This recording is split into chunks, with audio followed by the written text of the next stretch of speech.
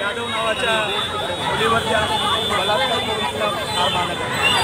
त्यानंतर दुसरी घटना झाली 7 जुलै वळणीला कावेरी नाकवा या महिलेला त्या ठिकाणी शिंदे गटाच्या पदाधिकाऱ्यांनी त्या ठिकाणी तिला उडवून तिला ठार मारण्यात आला। त्याचबरोबर तुम्ही बघितलं असेल 7 जुलै अक्षता म्हात्रे त्या ठिकाणी शिळपाड्याला घटना झाली। त्यानंतर 27 जुलैला उरणमध्ये यशस्वी शिंदे नावाच्या मुलीवरती तुकडे करून तिच्यावरती अत्याचार केला आणि तिला खून केला।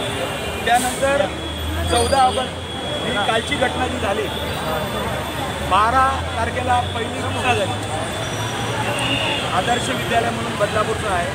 त्यानंतर 13 तारखेला दुसऱ्या दिवशी पण झालं। म्हणजे जर 12 तारखेला जर कारवाई केली असती तर ती एक मुलगी त्यातली या अत्याचारापासून वाचली असती। परंतु आज हे सरकार आहे, हे सरकार शिंदे सरकार ज्या पद्धतीने या महाराष्ट्रामध्ये महिलांवरती अत्याचार होता, काल संपूर्ण हातभर राख्या बांधल्या होत्या। या हातात फक्त आता शरीरावरचं बाकीचे अवयव बाकी होते।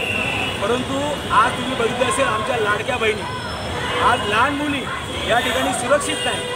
गेले 5 ते 7 महिन्यापासून या संपूर्ण आजूबाजूच्या परिसरामध्ये तुम्ही बघितलं असेल एवढ्या घटना होऊन सुद्धा या ठिकाणी कुठे न्याय मिळाला नाही। फास्ट ट्रॅकच्या नावाखाली त्या ठिकाणी अक्षता म्हात्रे याचा मृत्यू झाला 3 महिन्यापूर्वी। 3 महिने झाले अजूनही त्या ठिकाणी त्या फास्ट ट्रॅकमध्ये जे सरकारी मंत्री होते ते सुद्धा गेले नाहीत। फास्ट ट्रॅक म्हणजे 50 वर्ष केस चालणार आहे का?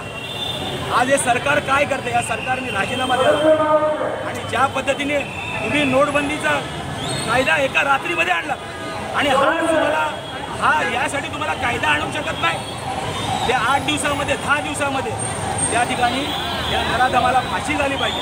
यासाठी संपूर्ण रस्त्यावरती लोक या ठिकाणी आलेले आहेत। आज तुम्ही बघितलं असेल बदलापूरमध्ये सर्वसामान्य नागरिक जो आपल्या मुलाला त्या शाळेमध्ये टाकल्यानंतर त्याला तो डोनेशन देतो, त्या ठिकाणी फी भरतो आणि अशा पद्धतीने या शाळेत 12 तास त्या पोलिसांनी त्या ठिकाणी बसून ठेवलं होतं। 12 तासानंतर त्या ठिकाणी तो गुन्हा दाखल झाला। म्हणजे काय चाललंय आज हे पोलीस मंडळी सुद्धा आता आम्ही इकडे बसलोय, आम्हाला आत टाकायला निघाले होते।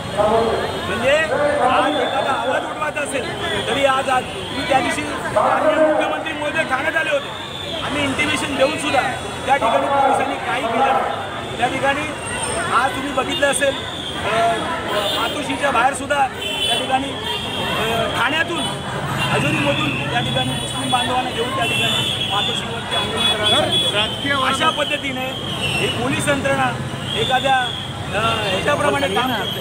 आणि म्हणून सरकार ज्या पद्धतीने चालू आहे, 1.5 महिने राहिले आहे, तुमची शेवटची घटना आता आलेली आहे। नक्कीच ही जनता तुम्हाला उकारल्याशिवाय राहणार। त्या संस्थेचे चालकाला राजकीय वरदहस्त होतं, त्यामुळे सगळ्या गोष्टी घडल्या तुम्हाला सांगितलं ना। बीजेपी आज सर्व त्या ठिकाणी बीजेपीचा कार्यकर्ता असला किंवा मिंदे गटाचा कार्यकर्ता असला किंवा दादांचा कार्यकर्ता असला की त्या ठिकाणी पोलीस कारवाईच करत नाही। पण शिवसेनेचा कार्यकर्ता असला किंवा पवारसाहेबांचा कार्यकर्ता असला किंवा काँग्रेसचा कार्यकर्ता असला की त्याच्यावरती गुन्ह्याची बरसात केली जाते। अशा पद्धतीने जे पोलीस बांधव आज ज्या पद्धतीने शेवटी तुमची सुद्धा मुलं त्या ठिकाणी शाळेत जातात।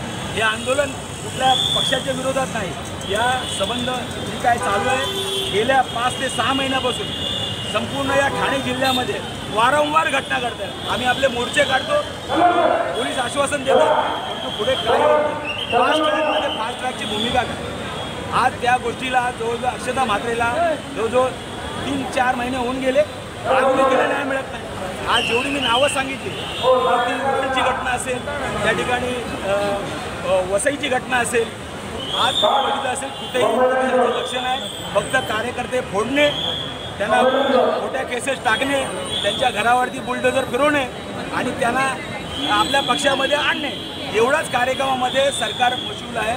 आणि म्हणून मला वाटतं ही जनता उघड्या डोळ्याने बघते, ही जनता नक्कीच या लोकांना उकाडून फेकते। सर, एकीकडे लाडकी बहीण योजना आहे तर दुसरीकडे असं अत्याचार होते, कसं बघताय? मला वाटतं आज एकदम श्रद्धापणे त्याचा उद्रेक झालेला आहे। काल जी बदलापूरला जी घटना घडली त्याच्या निषेधार्थ आज सर्व महिला आपल्या संताप व्यक्त करण्यासाठी, या सरकारच्या विरोधात नाराजी व्यक्त करण्यासाठी आणि आरोपीला गुन्हेगाराला लवकरात लवकर कडक शासन होण्यासाठी त्या मागणीसाठी त्यांनी हा निषेध करण्यासाठी आंदोलन केलेलं आहे। देशामध्ये देशभरातून मणिपूरपासून जे सुरुवात झालेलं आहे ते काल कोलकाता असू दे आणि ते महाराष्ट्रामध्ये तर शृंखलाच चालू आहे या महिलांसाठी। आणि काल तर अगदी माणुसकीच्या नात्याला काळीमा लावणारी अशी घटना घडलेली आहे, म्हणजे ज्या कोळ्या मुलांना माहीत पण नसेल की आपल्यासोबत काय घडतं आहे, अशी निंदनीय घटना घडलेली आहे। त्याचा आम्ही तीव्र शब्दात या सरकारचा पण निषेध करतो आणि सरकार करते हे नाकारतच सरकार आहे। आम्ही त्याच्या अगोदर पण भरपूर घटना घडल्या, त्यासाठी आंदोलनं केली, पण कुठेही त्याला वाटत फास्ट ट्रॅक म्हणजे यांची फास्ट ट्रॅकची नक्की व्याख्या काय, किती 10 वर्षांनी त्याचा निकाल लागणार आहे का?